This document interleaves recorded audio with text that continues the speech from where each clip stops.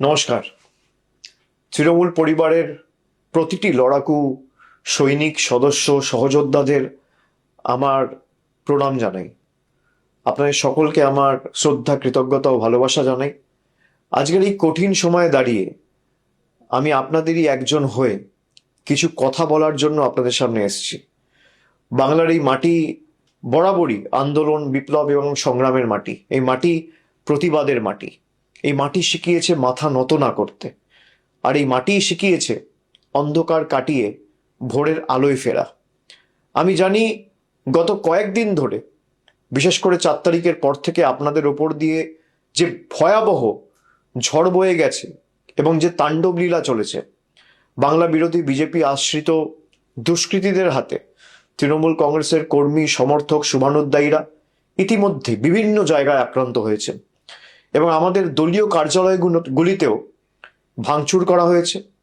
সব থেকে যন্ত্রণাদায়ক সেটা হচ্ছে রাজ্যের বিভিন্ন প্রান্তে নির্বাচন পরবর্তী হিংসায় যারা শান্তির বাণী শোনাতো, তারা 4 তারিখে জোর জবরদস্তি ক্ষমতা দখল করার পরে আমাদের 10 জন একনিষ্ঠ সহকর্মীকে নির্মমভাবে হত্যা করেছে। এন্টালির তাপস নস্কর, নানুর বিধানসভার আবির শেখ, বেলেঘাটার বিশ্বজিৎ পটনায়ক, পূর্বস্থলী দক্ষিণের পিঙ্কু দেবনাথ, কুলপির মিঠুন সামন্ত, গোঘাটের সহদেব বাগ বা নারায়ণগড়ের বীরেন পাত্র বা সপ্তগ্রামের সোমনাথ ভট্টাচার্য এবং চাকদাহের তপন শিকদার, প্রায় 10 জন সহকর্মীদের আমাদের থেকে কেড়ে নিয়েছে, নির্মমভাবে হত্যা করেছে এই ভারতীয় জনতা পার্টির হাড়মাত জল্লাদরা। আমি তাদের বিদেহী আত্মার চিরশান্তি কামনা করি। তাদের শোক সন্তপ্ত পরিবার পরিজন এবং শুভাকাঙ্ক্ষীদের প্রতি আন্তরিক সমবেদনা জানাচ্ছি। তাদের এই অকাল প্রয়াণে কেবল শুধুমাত্র দলের ক্ষতি নয়, আমাদের সকলের ব্যক্তিগতভাবেও অপূরণীয় ক্ষতি বা ব্যক্তিগত শোক। দল সর্বদা তাদের পরিবারের পাশে থাকবে এবং যতদিন আমরা রয়েছি তাদের পরিবারের দায়িত্ব তৃণমূল কংগ্রেস পরিবার নেবে। কেন এই আক্রমণ কখনো ভেবে দেখেছেন? কেন এই হিংসা? কেন এই লুটপাট? কেন এই গুন্ডামি? কেন এই ভাঙচুর? তার কারণ বিজেপি খুব ভালো করে জানে বাংলার মানুষের এবং আপনাদের শক্তি কতটা। যারা কাপুরুষের মতো অন্ধকারে হামলা চালায়, তারা আসলে আপনাদের সাহসের মোকাবিলা করতে ভয় পায়। তার কারণ তারা জানে যে তারা লুটপাট করে ক্ষমতায় এসছে। জয় বা পরাজয় সমাজের যে কোনো বা রাজনীতির যে কোনো রাজ্য রাজনীতির অঙ্গ বা দেশের রাজনীতির অঙ্গ। কিন্তু জয়ী হওয়ার পর প্রতিহিংসা পরায়ণ হয়ে ওঠা আসলে চারিত্রিক দুর্বলতা নয় কি? আমি মনে করি এটা তাদের চারিত্রিক দুর্বলতার বহিঃপ্রকাশ। এই যে 10 জন প্রাণ হারালেন, তাদের রক্ত বৃথা যেতে দেওয়া যাবে না। তাদের আত্মত্যাগ আমাদের পিছু হাঁটার কারণ হতে পারে না, বরং তাদের দেখা স্বপ্নগুলি পূরণ করাই হবে আমাদের অন্যতম দায়িত্ব এবং আগামী দিনের শপথ। মনে রাখবেন, তৃণমূল কংগ্রেস এমন একটা দল যার জন্ম হয়েছে রাজপথের ধুলোয়, আন্দোলনের মাধ্যমে, লড়াইয়ের ময়দানে, হার না মানা মানসিকতার মধ্যে দিয়ে। মনে পড়ে সিঙ্গুর নন্দীগ্রামের সেই দিনগুলি, যখন চারিদিকে ছিল শুধু বারুদের গন্ধ আর সিপিএম এর হাড়মাত বাহিনীর লাঠির আস্ফালন। তখন কি আমরা কেউ মাথা নত করেছিলাম? ভয় পেয়েছিলাম? দমাতে পেরেছিল তৃণমূলকে? উত্তর হচ্ছে না। আমরা সেদিনে বুক চিতিয়ে দাঁড়িয়েছিলাম বলেই আজকে বাংলার মানুষ আমাদের সুযোগ দিয়েছিল 2011 সালে এবং আমরা বাংলার মানুষের হৃদয়ে জায়গা করে নিয়েছিলাম। আজকের ওই প্রতিকূল পরিস্থিতিতে অন্য কিছু নয় বা নতুন কিছু নয়, এ হলো এক অগ্নি পরীক্ষা। সোনা যেমন আগুনে পুড়ে খাঁটি হয়, আমাদের সংগঠনকেও, তৃণমূলের সর্বস্তরের সৈনিকদেরকেও এই অগ্নি পরীক্ষার মধ্যে দিয়ে আরো শক্তিশালী হয়ে উঠতে হবে। আপনারা সকলে জানেন 2014 লোকসভা নির্বাচনে আমরা 34টি আসন পেয়েছিলাম। পরবর্তীকালে 19-এর নির্বাচনে লোকসভার ভোটে আমাদের ফলাফল প্রত্যাশিত না হলেও আমরা 22টি আসনে জয়যুক্ত হয়েছিলাম। তারপরের যে নির্বাচন 2024 সালে, সেখানে আমরা প্রায় 29টি আসন পেয়েছিলাম। দলের কাজ এবং আপনাদের পরিশ্রমে পুনরায় আমরা হারা আসনগুলো পুনরুদ্ধার করতে পেরেছি। 2021 সালে পশ্চিমবঙ্গ বিধানসভা নির্বাচনে আমরা প্রায় 215টি আসনে জয়যুক্ত করে হয়েছিলাম বা জয়লাভ করেছিলাম। মানুষ গণতান্ত্রিক রায় দিয়ে তৃণমূল কংগ্রেসের প্রার্থীদের সর্বত্র জিতিয়েছিল। এবং আমি বিশ্বাস করি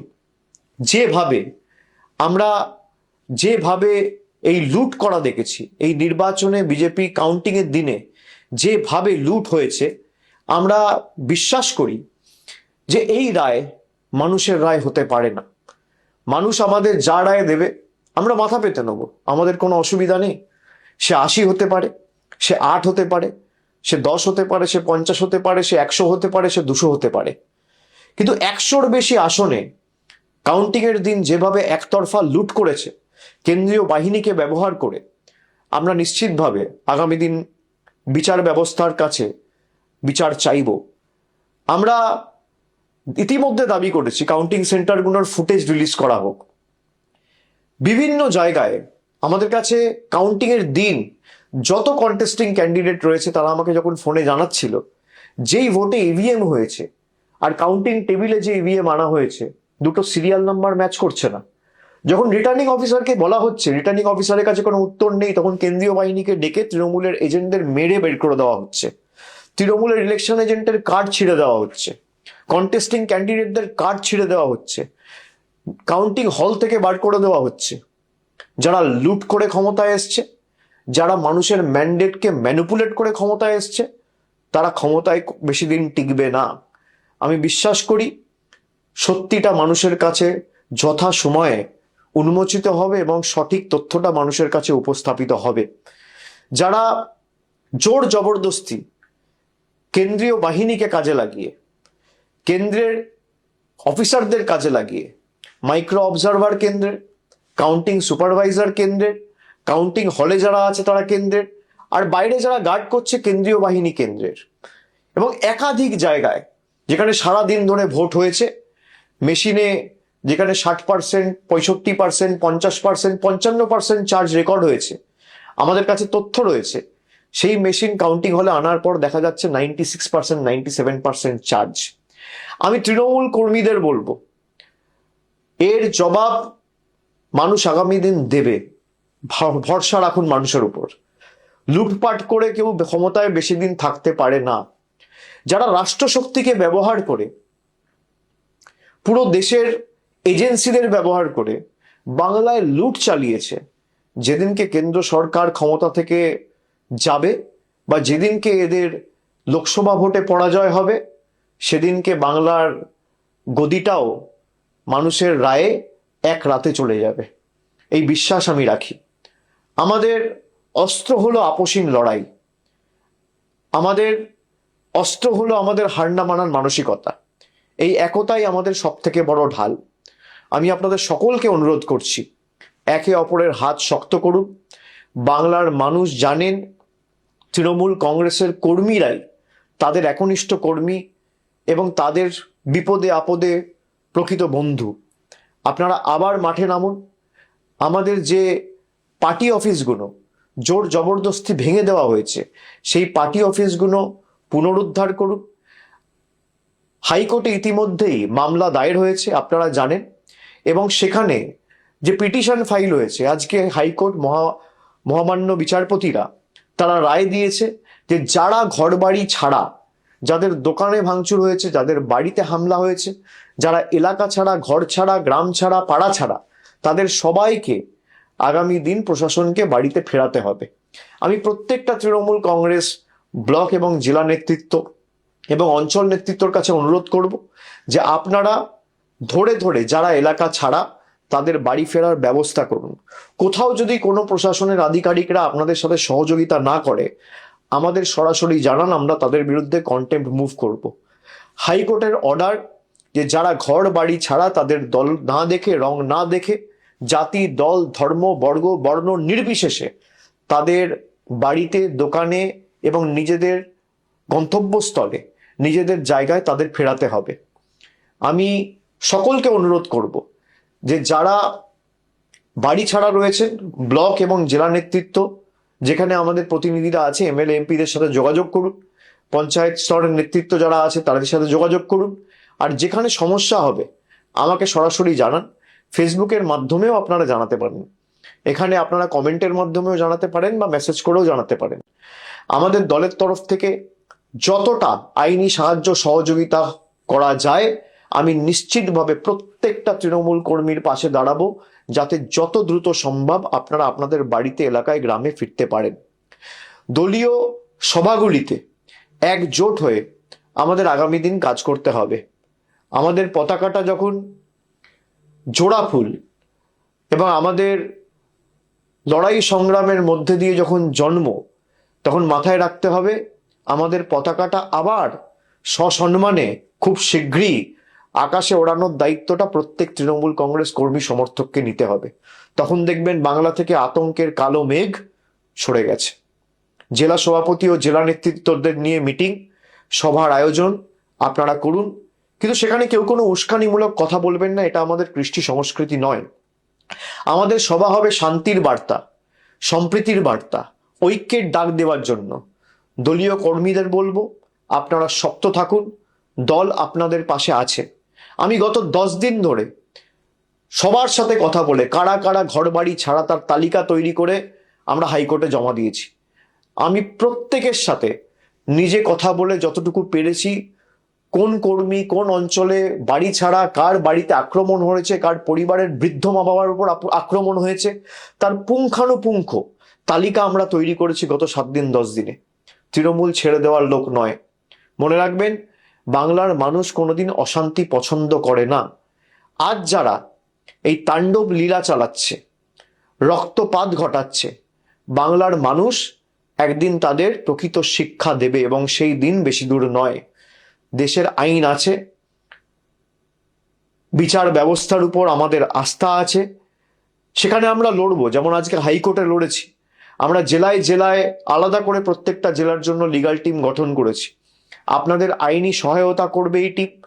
যেখানে যে কর্মী ঘর বাড়ি ছাড়া জেলা সভাপতিকে, এমপিকে বা সরাসরি আমাকে জানান, কিন্তু রাজনীতির লড়াইটা লড়তে হবে ময়দানে। দলীয় কার্যালয়গুলো পুনরুদ্ধার করতে হবে, সেখানে বসতে হবে, মানুষের পাশে দাঁড়াতে হবে এবং নতুন করে দলীয় কার্যালয়গুলো খুলে মানুষের পাশে দাঁড়িয়ে আমাদের কর্মসূচি হাতে নিতে হবে। সকল কর্মী সমর্থকদের একজোট করে আপনারা ব্লকে, টাউনে, বিভিন্ন এলাকায়, বিধানসভায় বিজেপির সন্ত্রাসের বিরুদ্ধে আগামী 2-4 দিনের মধ্যে থানায় একটা ইন্টিমেশন জমা দিয়ে প্রতিবাদ মিছিল করুন। আমাদের নেত্রী মমতা বন্দ্যোপাধ্যায় সব সময় একটা কথা বলেন, বিপদের দিনে যে আগে বুক পেতে দাঁড়ায় সেই তো দলের প্রকৃত সৈনিক বা আসল যোদ্ধা। আপনারা সেই যোদ্ধার এবং সেই তৃণমূল দলের সদস্য। আজ যদি আমরা পিছিয়ে যাই বা এক পা পিছপা হই, তবে আমাদের সেই শহীদ ভাইদের আত্মা কোনোদিন শান্তি পাবে না এবং তাদের এই অকাল প্রাণ যেভাবে বিজেপি কেড়ে নিয়েছে, তাদের জীবন আমরা বৃথা যেতে দেবো না। তারা যে স্বপ্ন দেখেছিলেন একটি সুন্দর, শান্ত এবং সম্প্রীতির বাংলার, সেই স্বপ্নের দায়িত্ব আজকে আমাদের সকলের কাঁধে, আপনাদের কাঁধে। আমরা শীঘ্রই আবার এই বাংলায়, মামাটি মানুষের বাংলায় সত্যি যেদিনকে উন্মোচিত হবে, মানুষ বুঝতে পারবে এবং তৃণমূলই থাকবে। কোনো শক্তি তৃণমূলকে এই গণজোয়ারে রোধ করতে পারবে না। যারা আজ আস্ফালন করছে তাদের মনে রাখা উচিত, গীতায় বাণী রয়েছে, অধর্মের আয়ু বেশি দিন নয়, সত্য আর ন্যায়ের জয় হবেই হবে। আসুন আজ থেকে আজ আমরা শপথ নিই, আমরা লড়াইয়ের ময়দান থেকে পিছুপা হব না। আমরা মাথা উঁচু করে চলব, মানুষের জন্য কাজ করব, মানুষের জন্য লড়ব, বাংলার ঐতিহ্য, সংস্কৃতি এবং কৃষ্টিকে রক্ষা করব এবং তৃণমূলের প্রত্যেকটি দলীয় কার্যালয় থেকে স্লোগান ওঠাবো, জয় বাংলা গর্বের সাথে বলবো। অন্ধকার যত গভীর হয়, সূর্যোদয় ততটাই নিকটবর্তী হয়। বাংলার বুক থেকে এই অশুভ শক্তিকে দূর করে আমাদের আবার পথে নামতেই হবে সকলকে। আমি শীঘ্রই যেখানে আপনারা ডাকবেন আমি নিশ্চিতভাবে যাব। আমার ঘরের বাইরেও এরা কি অত্যাচার করেছে আপনারা দেখেছেন, সব আমরা দেখেছি। বিজেপির আসল স্বরূপ আমরা দেখেছি। আমার লড়াই বিজেপির সাথে, আপনার লড়াই বিজেপির সাথে, কিন্তু পরিবারের ছোট সন্তান, ছেলে মেয়ে, কাউকে এরা রেয়াত করেনি। এই কৃষ্টি, এই সংস্কৃতি কোনোদিন বাংলার মানুষ দেখেনি। আমি বিচার এবং এর সদুত্তর বিশ্বাস করি মানুষ দেবে, তাই আমি সবকিছু মানুষের উপর ছেড়ে দিচ্ছি। মনে রাখবেন, আমরা সেই দলের কর্মী যারা মৃত্যুকে চোখের সামনে দেখেও কোনোদিন পিছু পা হতে শেখেনি।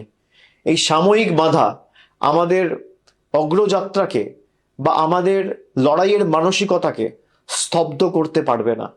আপনারা ঐক্যবদ্ধ হয়ে এগিয়ে চলুন, লড়াইয়ে থাকুন। মাঠ আবার আমাদের হবে, মানুষের হৃদয় আমরাই জয় করব। শুভ দিন বাংলায় আসবেই। শুধু ধৈর্যের সঙ্গে আমাদের সকলকে এই লড়াইটা জারি রাখতে হবে। আপনাদের লড়াকু মেজাজ এবং এই স্বৈরাচারী বিজেপির বিরুদ্ধে হার না মানা মানসিকতা, লড়াই করার সেটাই হবে শ্রেষ্ঠ জবাব। আমি সকলকে অনুরোধ করব যে আপনারা আস্তে আস্তে তৃণমূলের পার্টি অফিসগুলো খুলবেন, বসবেন। দলের জেলা স্তরের যারা নেতৃত্ব আছে, আমি সকলকে অনুরোধ করব যে অঞ্চল স্তরে বা ওয়ার্ড স্তরে বা বুথ স্তরে যে কর্মীদের উপর আঘাত হয়েছে, প্রত্যেকটা জায়গায় একটা করে এফআইআর করবেন। এফআইআর যদি না নেয় থানা, তাহলে স্ট্রেট একটা অনলাইন এফআইআর করবেন এবং 48 ঘন্টার মধ্যে ফিজিক্যাল কপি থানায় জমা দেবেন এবং কপিগুলো আমাদের পাঠাবেন। এদের সবার, যারা আজকে বিজেপির কথায় বাংলার কৃষ্টি সংস্কৃতিকে নষ্ট করে বুলডোজার চালিয়ে রবীন্দ্র নজরুলের বাংলাকে উত্তরপ্রদেশ এবং বিহারে পরিণত করার চেষ্টা করেছে, তাদের সবার জবাব বাংলা দেবে, এই বিশ্বাস আমি রাখি।